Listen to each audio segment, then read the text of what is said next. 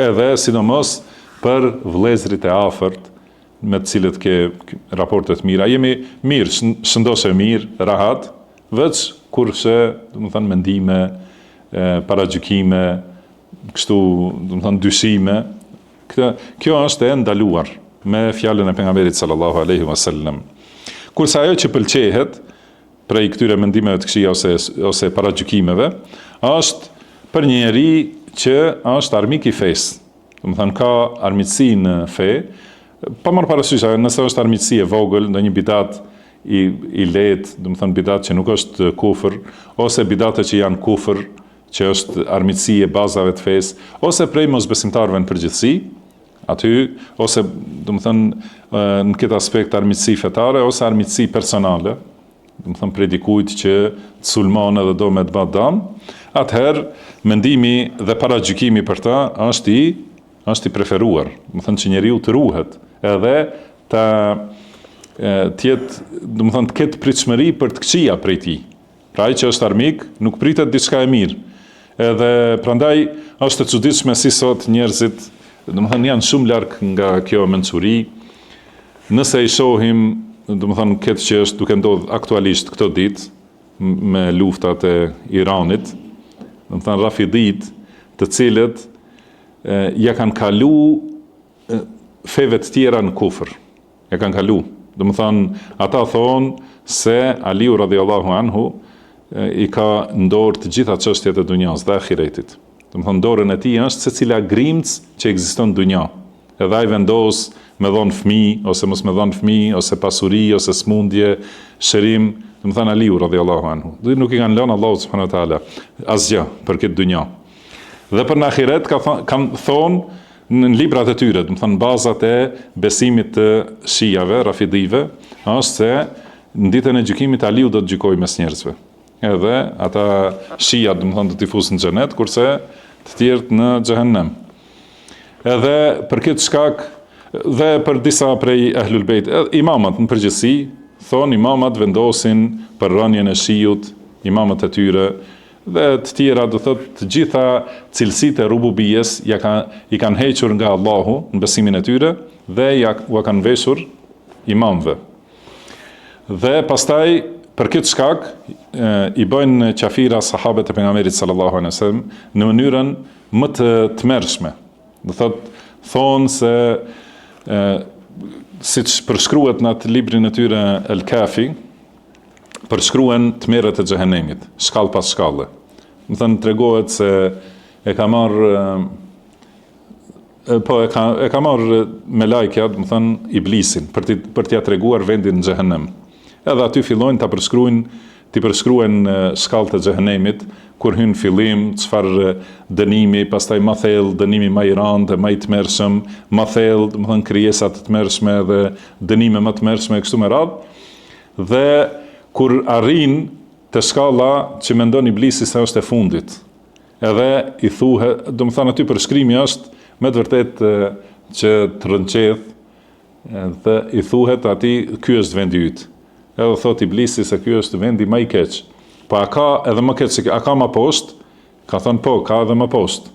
Edhe ka edhe më të keq, domethënë ose gradë më të keqe të xhehenemit. Edhe ka thënë kush është këtu? Thonë Ebu Bekri dhe Omeri, radhiyallahu anhuma. Domethënë njerëz më të mirë, pejgamberi sallallahu alaihi wasallam ka thonë, janë zotrit e banorëve të xhenetit, pas pejgamberëve. Domethënë pas gjithë pejgamberëve më të mirë të njerëzimit, kurse ata thonë se janë më ulët se iblisi. Edhe thonë se iblisi do të ketë një zinxhir në qafë, kurse Omeri 70 zinxhir, radhiyallahu anhu. Pastaj ata thonë, domethënë ata akuzojnë nderin e pejgamberit sallallahu alaihi wasallam. Thonë se gruaja e tij që Allahu e ka zgjedhur për ta, thonë se është zinaqare. Edhe thonë prandaj kur ta marrin ata pushtetin edhe t'i vrasin njerëz të sunetit, do t'i nxjerrin Ebu Bekrin dhe Omerin nga varri. Edhe do t'i vrasin.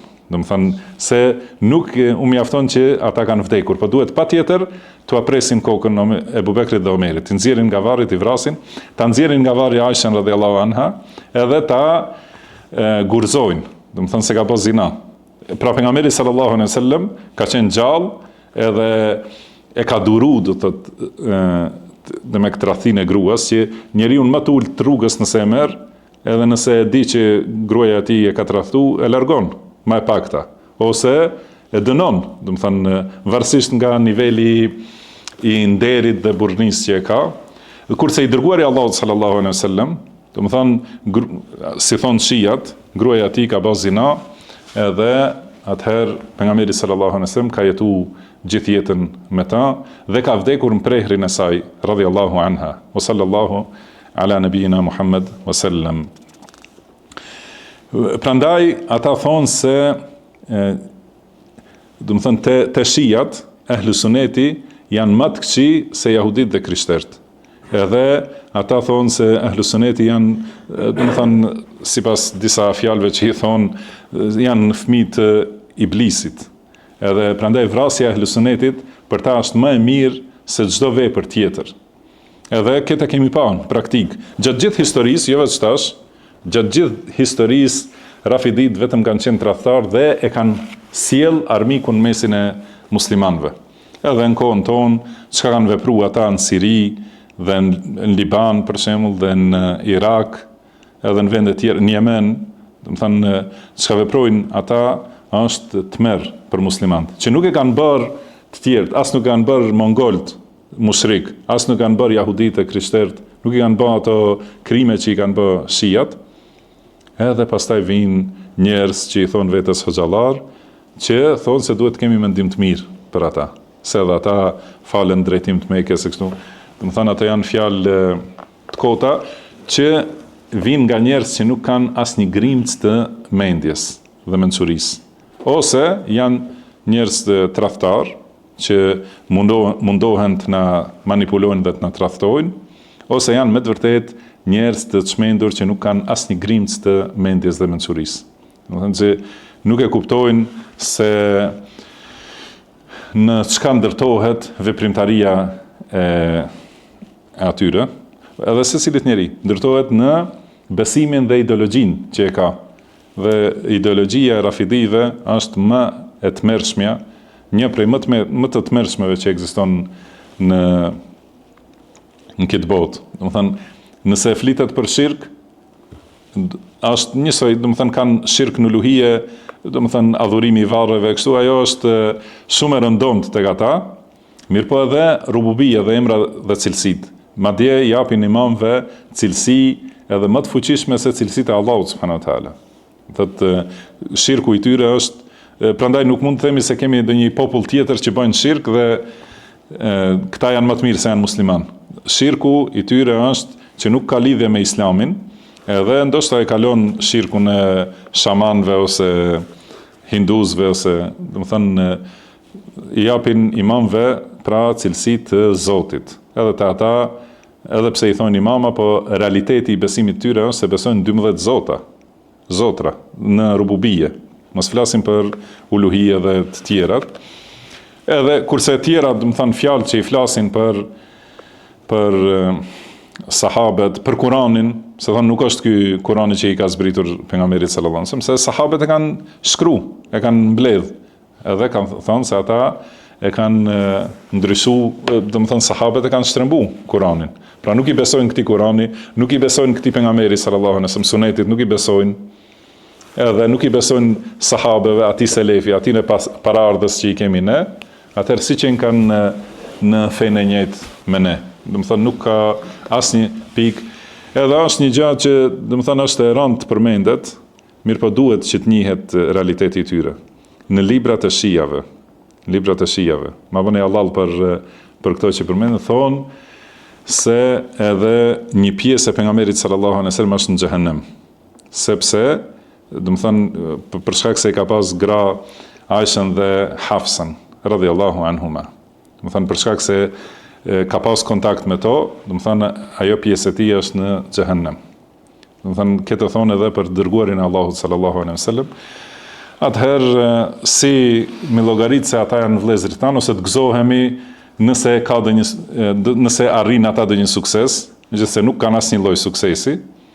Ne gëzohemi me poshtrimin e tyre dhe armiqve të tjerë të islamit.